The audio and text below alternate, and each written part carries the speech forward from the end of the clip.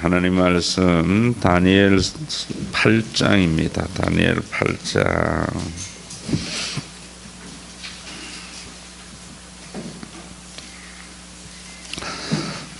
1절부터 14절에쯤은 뒷부분 읽도록 하겠습니다. 15절부터 27절을 읽도록 하겠습니다. 나 다니엘이 이 환상을 보고 그 뜻을 알고자 할 때에 사람 모양 같은 것이 내 앞에 섰고 내가 들은즉 을레강 두 언덕 사이에서 사람의 목소리가 있어 외쳐 이르되 가브리엘아 이 환상을 이 사람에게 깨닫게 하라 하느니 그가 내가 선 곳으로 나왔는데 그가 나올 때에 내가 두려워서 얼굴을 땅에 대고 엎드리매 그가 내게 이르되 인자야 깨달아 알라 이 환상은 정한 때 끝에 관한 것이니라. 그가 내게 말할 때에 내가 얼굴을 땅에 대고 엎드려 깊이 잠들매 그가 나를 어루만져서 일으켜 세우며 이르되 진노하시는 때가 마친 후에 될 일을 내가 내게 알게 하리니 이 환상은 정한 때의 끝에 관한 것임이라. 내가 본 바 두 뿔 가진 수양은 곧 메대와 파사 왕들이요 털이 많은 숫 염소는 곧 헬라 왕이요 그의 두 얼굴 사이에 있는 큰 뿔은 곧 그 첫째 왕이요 이 뿔이 꺾이고 그 대신에 내 뿔이 나선적 그 나라가 가운데서 내 나라가 일어나되 그의 권세만 못하리라. 이 내 나라 마지막 때에 반역자들이 가득할 즈음에 한 왕이 일어나리니 그 얼굴은 뻔뻔하며 속임수에 능하며 그 권세가 강할 것이나 자기의 힘으로 말미암은 것이 아니며 그가 장차 놀랍고 파괴 행위를 하고 자의로 행하여 형통하며 강한 자들과 거룩한 백성을 멸하리라. 그가 깨를 베풀어 제 손으로 속임수를 행하고 마음에 스스로 큰 채하며 또 평화로운 때에 많은 무리를 멸하며 또 스스로 서서 만왕의 왕을 대적할 것이나 그가 사람의 손으로 말미암지 아니하고 깨지리라. 이미 말한 바 주야에 대한 환상은 확신하니 너는 그 환상을 간직하라. 이는 여러 날 후에 일임이라 하더라. 이에 나 다니엘이 지쳐서 여러 날 앓다가 일어나서 왕의 일을 보았느니라. 내가 그 환상으로 말미암아 놀랐고 그 뜻을 깨닫는 사람도 없었느니라. 아멘.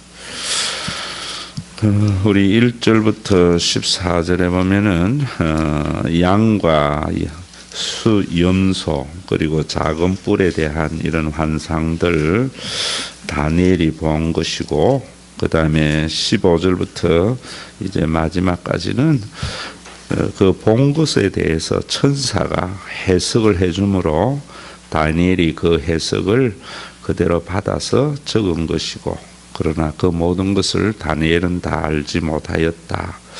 또 그거 받을 때 심히 지치고 알아 누웠다. 여러 날 이런 이야기를 해요. 참 보면은 이 환상의 내용이요 너무나 역사적으로 디테일하게 이루어집니다. 오늘 그 1절에 보면은 바벨론의 마지막 벨사살 왕 때에 다니엘이 이 환상을 받았다 이러는데 이제 그 벨사살 왕이 죽으면서 바벨론이 멸망을 당하고 그리고 난 뒤에 메대와 파사의 연합군에 의해서 멸망당하고 난 뒤에 페르시아 왕국이 세워지고 그 페르시아 왕국이 쭉 지내고 난 뒤에 나중에 알렉산드리아에서 헬라가 세워지고 잘 알다시피 알렉산더는 약간 30세에 인도 원정을 갔다 말라리아에 걸려서 죽어버리잖아요. 한 10년 통치를 하다가 그리고 죽고 난 뒤에 그 후에 후계자들이라고 하는 4명의 신하에 의해서 왕국이 나뉘어지는데 이집트 쪽에는 프톨레미 왕조, 그 다음에 시리아, 이 팔레스타인 지역에는 셀루키드 왕조, 또 뭐 키산드라 여러 네 왕조로 나누어지는데 가장 중요한 게 이제 이집트 중심으로 하는 프톨레미 왕조와 팔레스타인 주변으로 있는 셀루키드 왕조의 이 다툼이 굉장히 큽니다. 그런데 그 셀루키드 왕조 가운데 아주 이상한 놈이 한 놈 나타나요. 안티오쿠스 4세라고 나타나서 여러분들의 교환에 다 해놨어요. 이스라엘 대제사장을 죽이고 AD 거기 BC 170년입니다. 그리고 167년에 BC 167년에 제우스기를 세우고 예루살렘 성전에 제우스 신상을 세우고 또 성경에는 항상 돼지 피를 부정하다 그러잖아요. 소나 양으로 드리잖아요. 돼지 피로 제사를 드리고 그렇게 완전히 하나님을 훼손하는 그런 행위를 합니다. 그래서 그 뒤에 오늘 읽은 대로 아주 뻔뻔하고 이상한 놈이라고 성경에 쭉 이렇게 이야기하는데 이 사람의 이런 전행에 대해서 유다 마카비 망치라고 하는 별명을 가지고 있는 사람이 반역이 이제 일어나는 거예요. 거기에. 그래서 마카비가 이깁니다. 그래서 독립이 이루어지고 100년 동안 그 왕조가 생겼는데 그 왕조가 하스모니안 왕조예요. 그런데 성경에는 그 왕조를 전혀 기록을 하고 있지 않는 것은 그 왕조는 다윗의 후손이 아니었어요. 그리고 제사장도 레위와 사독계열의 제사장이 아니었기 때문에 구속사적으로 보면은 의미가 없는 왕조였어요. 그런데 이 하스모니안 왕조도 굉장히 그 당시 중동 지방의 힘의 균형이 잃어버린 때였기 때문에 혼란한 시대이기 때문에 독립을 100년 동안 유지했고 또 막강한 권한을 가지고 있었다고. 그런 때에 이제 그 하스모니안 왕조에도 희망이 없을 때 하나님께서 예수 그리스도를 이 땅에 다윗의 후손으로 해서 유대인들이 생각하는 그런 다윗의 왕조가 아니고 하나님이 왕이 되시는 영원한 하나님의 나라 교회를 이루어가는 것이 역사적인 사건이에요. 근데 여기에 제가 이야기했던 것들이 다니엘이 언제 사람이냐면은 바벨론 제일 마지막 시대 또 페르시아에 걸쳐서 좀 있었는데 자기 이후에 한 200~300년의 역사를 그대로 이야기를 눈에 본 듯이 이야기를 하니까 성경에 이제 나중에 성경 비평가들이 생겨납니다. 계몽주의 이후에 예전에는 전부 하나님의 말씀 이러면 뭐 다 받아들였는데 그 이후에 이제 뭐 성경이 여러 가지 양식 비평, 문서 비평 뭐 이래 가지고 성경도 하나의 문서로서 이렇게 하는 사람들은 이건 아니다. 다니엘이 어떻게 몇백 년 후에 일어날 일을 이렇게 소상하게 이야기할 수 있겠나. 그래서 나중에 사실은 이거는 안티오쿠스의 사건을 경험한 사람이 다니엘의 이름을 빌려서 그렇게 한 거다. 자유주의 신학자들은 그런 이야기를 해요. 그런데 우선에 여러분들이 한 가지 아셔야 될 것이 하나님은 시간을 초월해가 계시잖아요. 그렇기 때문에 미래의 일도 하나님 앞에서는 현재예요. 과거도 현재고. 나중에 우리가 천국에 가면은요, 그 천국은 시간과 공간을 초월한 거예요. 헬라와 같이 장소의 이전이 아니에요. 그러면 그때는 지금도 현재고 미래도 현재예요. 항상 하나님을 초월의 세계가 그렇잖아요. 또 여기가 거기고 거기가 여기예요. 그래야 우리의 모든 시간과 공간의 제한을 극복한 놀라운 참된 평안을 누리거든요. 그럼 그건 어떤 것인가? 그냥 믿는 거예요. 설명이 안 돼요. 그래서 성경은 하나님의 나라를 항상 비유로 설명을 하는 거예요. 그런데 그 비유조차도 세상에 있는 것에 대한 하나의 비유이지 그 전체가 그 모든 것을 이야기하는 것은 아니라 하는 것을 우리가 아셔야 돼요. 어쨌든 저는 뭐냐면은 이 세상에 살면서 육을 가지고 있는 인간 이래가지고 여러분들 육을 가지고 있다고 이야기하니까 먹고 마시는 거 이런 거 신경 쓰지 말고 살아야 돼. 언제까지 그런 거 해. 이래버리면은 그건 기독교가 아니고 헬라적 이분법이 돼버려요. 육을 가지고 있는 인간이라는 것은 우리는 시간과 공간의 제한 속에 있으니까 시간이 지나면서 변하니까 고통이 있는 거예요. 젊은 시절에 그 젊음이 시간이 지나면서 쇠하여지잖아요. 처음에 인간이 만났던 그때의 그 감정이 시간이 지나면서 변하잖아요. 그런 게 우리의 아픔이거든요. 그걸 인정하는 거예요. 그런데 그렇지만 우리는 더 중요한 것은 뭐냐면 변하지 않는 그 하나님의 나라에 우리를 기다리고 있고 또 그것을 땡겨서 사는 것이 기독교인의 삶이에요. 맛을 보는 거예요.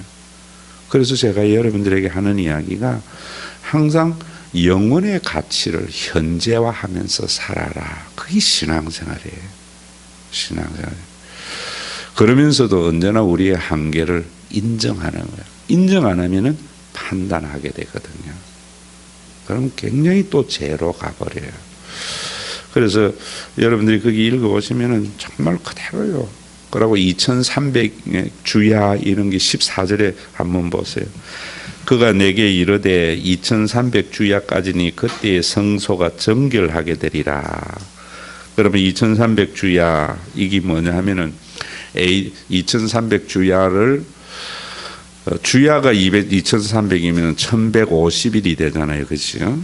그래서 이것을 2300일로 보는 사람도 있고 1150일로 보는 사람도 있는데 2300일로 보는 사람은 제사장이 죽고 난 AD 70년부터 그 다음에 마카비에 의해서 회복이 되는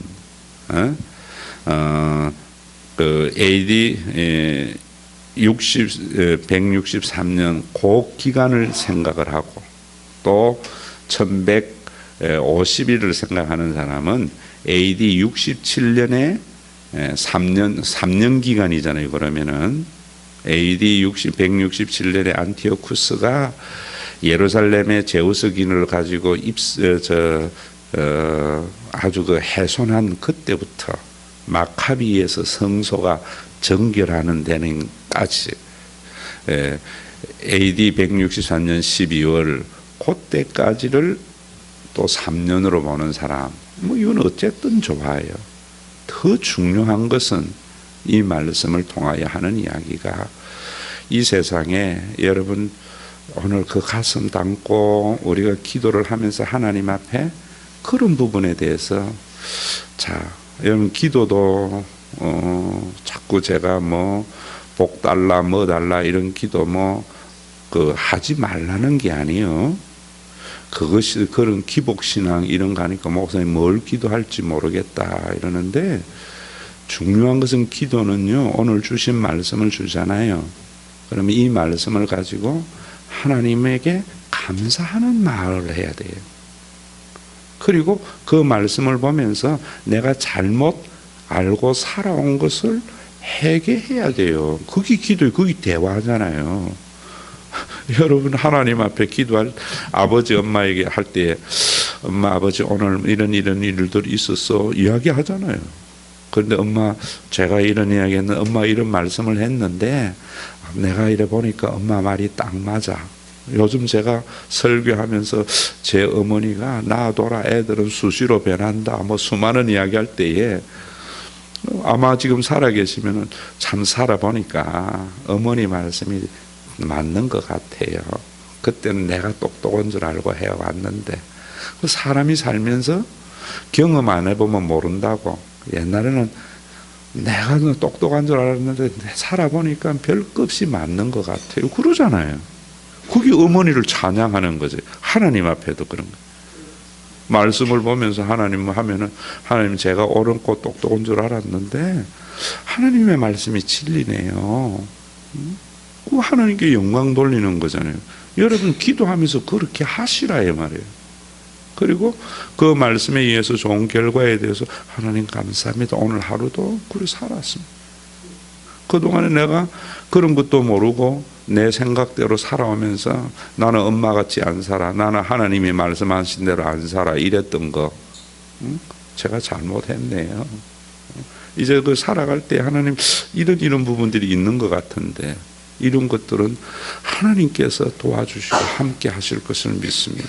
또 내가 이래 살아가기 위해서 우리 교회가 이래 세워져야 되고 한국 교회가 이런 것들이 좀 되어져야 되겠습니다. 성경에 보면은요 모든 것이 하나님께서 다 이루어가지만은 뭐라 그래요? 한번 따라할까요? 유치원생 같아서 안 따라해도 돼. 그래도 구하여야 할지니라. 그러잖아요, 여러분. 엄마가 밥 줄 줄 알고 등록금 줄 줄 알지만 달라 해요, 안 해요? 달라 하잖아요. 저도 아이들에게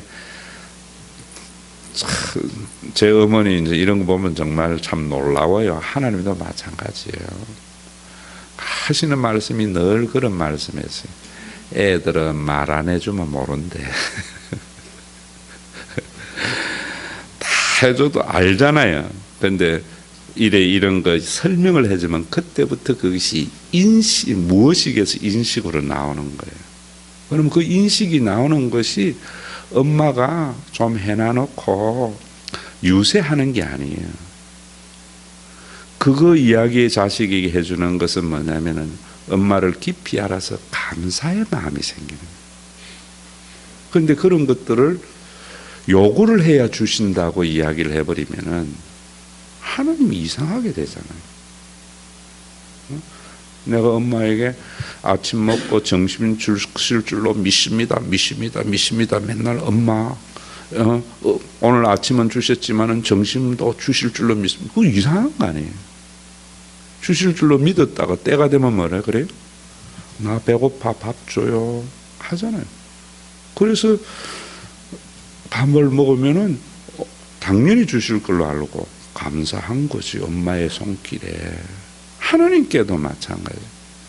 하나님이 더 좋은 것을 주실 줄 알지만 우리가 하나님 이전에 이런 것 우리 교회 이래 되어지고 여러분 한국 교회가 이렇게 되기를 원합니다라고 기도를 할 때에 우리가 그래 기도해 가지고 그것이 이루어지면은 감사의 마음이 생겨요. 그래서 제 어머니가 말 안 해주면 모른다고 이야기할 때 말해주는 것은 자기가 요만한 거 하고 인간은 그렇잖아요. 조금 해주고 유세하듯이 유세하는 게 아니에요. 그건 나를 위해서 아니라 네가 감사하며 살아라고 주는데도 하나님도 마찬가지. 기도가 이렇게 되어져야 하나님과의 관계가 점점 친밀해져서 하나님 안에서 평화를 누릴 텐데 기도를 이래 안 하고 맨날 주실 줄로 믿습니다 하니까 관계가 더 멀어지는 기도를 하는 거예요. 이방인의 기도. 대화라는 게 그런 거예요. 그러면 여러분들이 이런 말씀이 참 중요한 거예요. 하나님의 말씀, 대화는 주고받는 거잖아요. 그리고 하고 난 뒤에 여러분들이 강구하고 난 뒤에도 가만히 여러분들이 기도에 대해서 하나님이 하시고자 하는 말씀을 들을 준비를 해야 돼요. 여러분들이 제가 하는 건 여러분들과 대화합니까? 설교합니까? 설교하는 거잖아요. 대화는 뭡니까? 이야기하고 주고받는 거지요. 기도가 대화 아닙니까? 여러분 일방적으로 말하는 것은 관계의 회복과 친밀이 일어나지 않아요. 대화를 할 때 관계 회복과 친밀이 일어나잖아요. 그래서 참 여러분 저 같으면은 어떤 사람이 제일 여러분 싫어요? 사람 만나놓고 지 할 말 다 하고 바쁘다고 가버리는 사람. 굉장히 기분 나쁘죠. 어떤 사람이 좋아요? 허리띠 풀러놔놓고 내 이야기 끝까지 들어주는 사람. 하나님이 좋은 것은요, 저에게 한마디도 안 해주고 끝까지 들어주세요. 근데 우리는 뭐냐면 지 할 말만 새벽에 와서 했다가 하나님 나 바빠요, 밥 해야 돼요 하고 휙 가버리니까 대화가 안 일어나잖아요. 여러분들이 정말 그런 대화를 통해서 하나님과 더 깊이 되어지면은, 친밀하게 되어지면은 우리의 삶의 변화와 평화가 생겨요. 그리고 애들이 뭐 좋은 대학 갔다. 하나님 참 감사합니다. 이런 대학에 갔는데, 대화라는 게 그다음에 뭐예요? 갔는데 하나님, 여기에도 하나님의 뜻이 있을 텐데 무슨 뜻입니까? 하면은 하나님이 거기에 간 것에 대해서 이런 뜻, 이런 것이 있겠네요. 제가 앞으로는 아이에게 이런 것들 교육하면서 살아감으로 아이가 사회의 지도층이 됐을 때 지만 하는 것이 아니고 정말 사람들이 눈에 밟힘으로 어디에 가도 유익하고 한 세상 참 필요한 사람이 되기를 원합니다. 이런 광고가 또 나오잖아요. 그래서 참 예전에 대학에 있을 때 그 어떤 분이 하나 와서 간증을 하는데, 참 기도는 이거래요. 뭐 이렇게 하던가, 하나님 앞에 간구하고 그 다음에 뜻 묻고 이거 묻고 행함. 그래서 뭘 하나 줘도 항상 그 가지게 됐을 때는 하나님의 뜻대로 사용하는 삶을 살아간다고. 자기는 그게 뭔가 하면은 묻고 답하고 묻고 답하고 그런 기도를 한다. 그 맞는 말이거든요. 그럼 오늘도 여러분 여기에서 가장 중요한 거 세 가지만 여러분들이 생각해야 되는 것 중에 하나는, 절대로 이거 아세요. 진리는요 다른 게 아니에요. 똑같은 것을 어떻게 보느냐는 거예요. 여기에 종말이 있거든요. 성경에는 항상 종말이 있습니다. 그래서 풀은 마르고 꽃은 시든다 그러고, 우리는 언제나 종말을 향하여 나가는데, 자, 종말을 향하여 나가는데 그걸 파멸이라고 생각하는 사람이 있는가 하면, 성경은 종말이 파멸이 아니고 구원이라고 보는 거예요. 굉장히 중요한 이야기입니다. 제가 어제도 뭐 좀 면회도 옷 갔다 오고 이랬는데, 여러분 만약에 여러분들이 어떤 재판을 받아서 형무소에 갔다. 그걸 파멸이라 생각하면은 뭐 하는 거면 내 인생 끝났어 이제부터 이래 나온다. 그게 파멸이 아니고 뭡니까?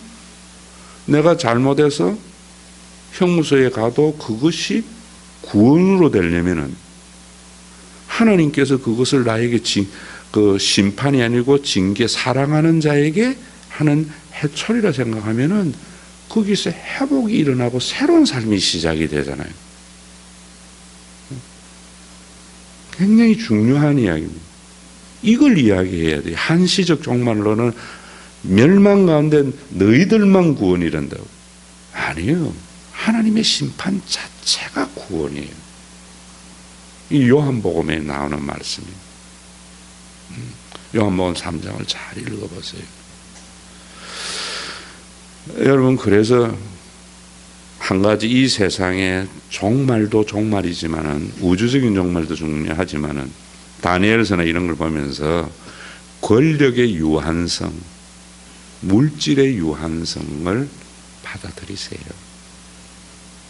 자, 권력과 물질의 유한성을 받아들일 때에도 두 가지로 가요. 하나는 뭐냐면 돈 필요 없어. 허무주의와 금욕주의. 응? 나는 강태공 같이 살 거야. 김삿갓 같이 살 거야. 시대를 하수상하니까 이꼴저꼴 보기 싫다고 삿갓 쓰고 조선 팔조를 돌아다니는 김시섭이의 김삿갓 같은 삶이 기독교인의 삶이 아니에요. 그게 불교가 그런 거잖아요.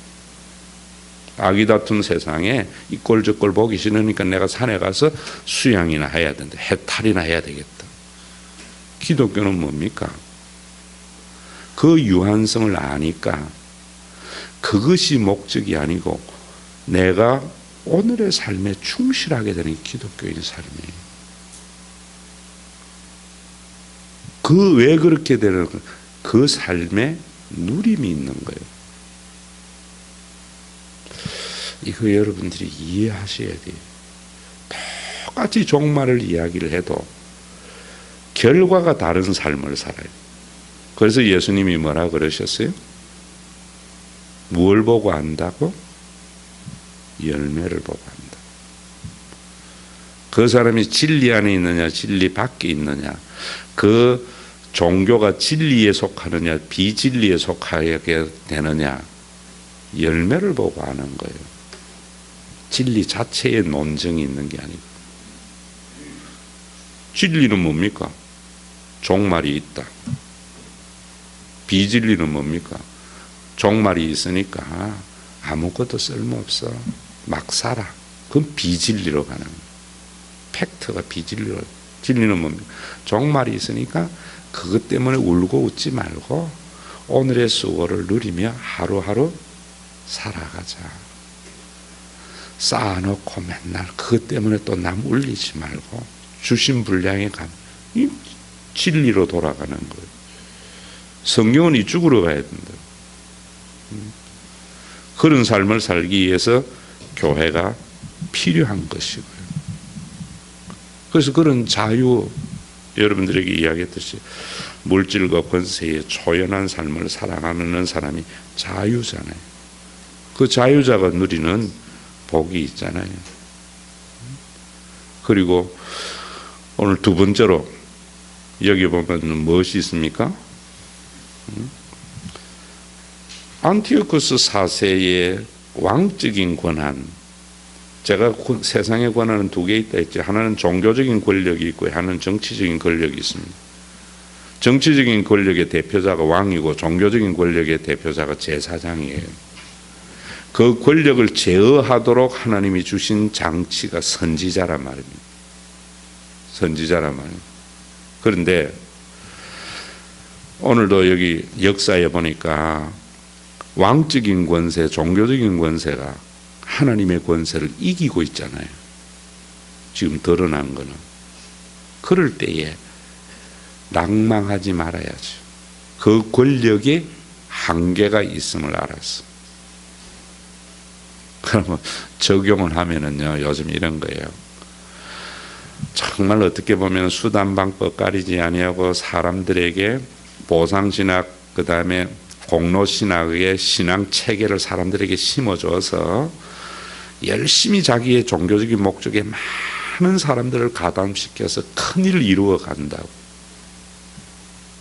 그런 교회들이, 초대형 교회들이 그렇게 생겨나는 거예요. 초대형 교회 가보세요. 전부 뭐냐면 사람들이 보상신앙 체계에 딱 세팅이 돼가 있어요. 보상신앙 체계에 딱 세팅이 되면 투기가 일어나는 거예요. 그런데 하나님은 그걸 은혜라고 그러거든요. 그러고 자족하라고 그러거든요. 그러면은 열심히 안 하지요. 그럴 때 어떤 생각이 드는가 하면은 마치 이게 뭔가 힘이 들고 이럴 때 있잖아요. 근데 중요한 것은 지금 여러분 눈으로 보고 있어요. 제가 어제도 그 문제 때문에 목사님 몇 분하고 좀 평신도 지도되는 사람들하고 좀 고민 좀 하면서 이렇게 이야기들을 했었는데, 대표적인 교회들이 지금요 전부 난리예요. 교회 다 쪼개지고. 중요한 건 여러분, 교회도 보세요. 열심히 하는 사람이 교회에 다 문제 일으켜요. 그저 자기 자리 지켜서 주님 걸어가신 길이 묵묵히 걸어갈 때에 남들 알아주지도 않고 성과도 나지 않고 이럴 때에 내가 뭐 하는 것인가. 왜냐하면 인간에게는 메시아 망상이 있잖아요. 영웅 되려고 하는 게 있잖아요.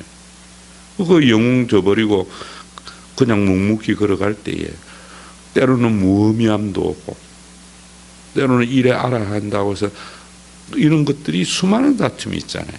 그럴 때 이 말씀을 보면서 그래, 그런 것들이 역사에 한순간에 일어났다가 사라진 것들이 얼마나 많습니다.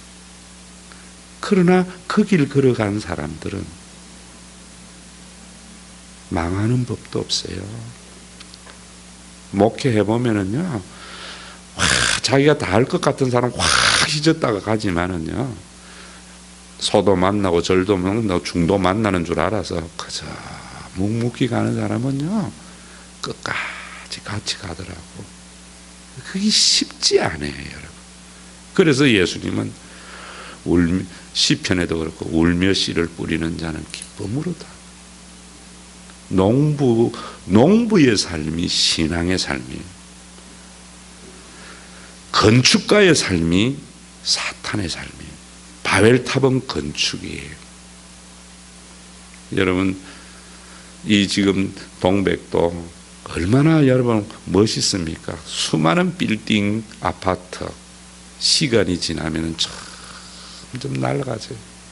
우리 교회도 처음에 얼마나 아름다워서, 이번에도 여러분 수백만 원 들어야 또 한 돈 천만 원 들어서 교회 다 수리해야 돼요. 시간이 지나면은 인간이 세운 거는 허물어져요. 하나님이 세운 것, 씨앗을 땅에 심으면 썩어요. 그런데 썩어서 죽으면은 거기에서 열매가 나서 많은 열매를 맺어요. 그래서 죽는 것이 신앙의 길이지, 만들어가고 세우는 길이 아니에요. 목회는 그런 게 아니에요. 내 눈에 안 보일지라도 내 다음 대라도 열매를 맺어가야 되는데 내 대에 다 맺어버리려 하니까, 여러분들도 마찬가지예요. 여러분들이 개인의 상에도 목회도 그렇죠. 대표적인 교회를 이룬 사람들의 앞에 보면 내가 무의미한 것 같죠. 근데 지금 보니까 불과 3, 40년 만에 엉망진창이에요. 근데 우리 교회는 그래도 보이지 않지만은 오늘 다르고 내일 다르고 한 걸음 한 걸음 세워져 가잖아요. 거기에 금방 뭔가 업적을 이루면은 아이고 우리 목사님 큰일 하셨어 이러는데, 내가 한 것도 없이 뭐 시간이 지나면서 자연적으로 되니까 우리 목사님이 영웅도 안 되고, 어느 장로가 영웅도 안 되고, 어느 권사도 영웅도 안 되고, 주님이 해 가시는 거구나, 이런 거죠. 여러분이 다니엘서 8장 다니엘 전체를 보면서 이 신앙의 확립이 있어야죠. 또 한 가지, 사람은요, 세 번째로 하나님의 주권을 어떻게 하는가 하면은 인간의 무책임을 하나님께 돌리는 경우가 너무 많아요. 요즘 국무총리 지명자의 신앙관과 역사관이에요. 인간이 잘못해서 일어난 것이 식민지고 6.25예요. 그런데 그거를 하나님께 돌려버려요. 하나님이 그렇게 하셨다, 합력하셨다. 이번 주일 설교 예레미야 애가 3장을 가지고 제가 이거 여러분들에게 말씀, 얼마나 우리 기독교인들 중에요 그런 사람 많은지 몰라요. 자기가 인간이 잘못된 것을 하나님께 돌리고 무책임으로 돌리니까 개가 토한 것을 먹는 경우가 참 많아요. 성경은 우리의 잘못으로 잘못된 것도 하나님께서는 선용하여 아름다운 결과를 이루어 가시는 하나님이세요. 그것이 하나님의 주권이지요. 일어난 것에 대해서 합리하고 무책임으로 돌리는 것이 하나님의 주권 믿는 거 아니에요. 오늘도 이런 사람들은 여러분 시도를 두려워하지 않고 시선을 두려워하지 않고 결과를 두려워하지 않아요. 그냥 가보는 거예요. 초월의 삶 샀어요. 이 다니엘서 보면서 여러분 힌두교도의 이야기가 있어요. 그건 다음에 언제 설교할 때 하고, 오늘도 여러분 이 말씀이 여러분들에게 주어져서 하나님, 내가 영웅 되려고 하고 결과를 보지 않고 오늘 하루도 그렇게 살아갈 때 하나님께서 이루어 가심을 믿습니다. 좌절하지 않도록 하나님 신뢰하게 하여 주시고 변질되지 않도록 주님 믿는 믿음 허락해 주시옵소서. 여러분들의 기도의 제목이 되시기를 바랍니다.